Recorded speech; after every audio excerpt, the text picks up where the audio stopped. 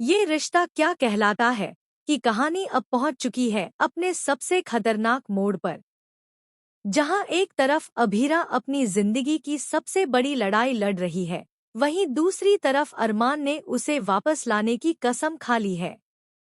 यह सब शुरू हुआ जब युवराज, जो पहले से ही पागलपन की सारी हदें पार कर चुका था, रावण का भेष बनाकर पोतदार हाउस पहुंचता है और अभीरा को किडनैप कर लेता है। शुरुआत में अभीरा को लगता है कि यह अरमान है, लेकिन जब उसके सामने सच्चाई आती है तो उसके होश उड़ जाते हैं और तब तक बहुत देर हो चुकी होती है। वेल दोस्तों, आगे का सीन बहुत ही खतरनाक होने वाला है। युवराज अपने प्री प्लान के मुताबिक अभीरा को एक सुनसान जंगल के बीचों बीच बरगद के पेड़ के नीचे ले जाता है, जहां वह अपने खतरनाक इरादे को अंजाम देने की कोशिश करता है। युवराज कहता है, बेबी, अगर तुम मेरी नहीं हो सकती तो मैं तुम्हें किसी और का भी होने नहीं दूंगा।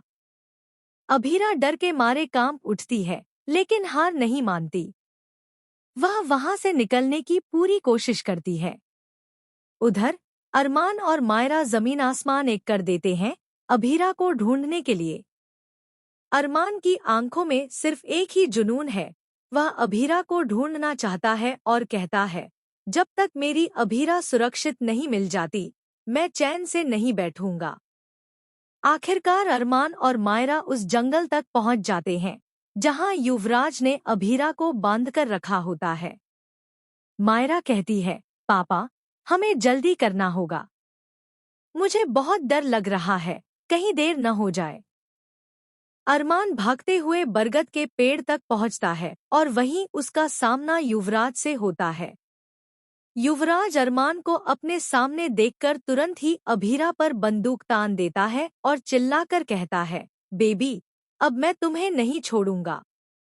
तुम्हारी मम्मी को तो मैंने पहले ही मार दिया था, अब तुम्हारी बारी है, तुम्हें भी उनके पास पहुंचाना है। अभीरा की आंखों में डर साफ नजर आता है, लेकिन वह हार नहीं मानती और जवाब देती है, मेरी मम्मी को तूने मार दिया था, लेकिन तुझे इसकी सजा मैं जरूर दिलवाऊंगी। तभी अचानक गोली चलने की आवाज गूंजती है। गोली सीधा अभीरा की तरफ जाती है, लेकिन अरमान झट से उसके सामने आ जाता है। गोली उसके कंधे को छूकर निकल जाती है। मायरा चीख उठती है, पापा। लेकिन अरमान दर्द के बावजूद उठ खड़ा होता है और युवराज पर टूट पड़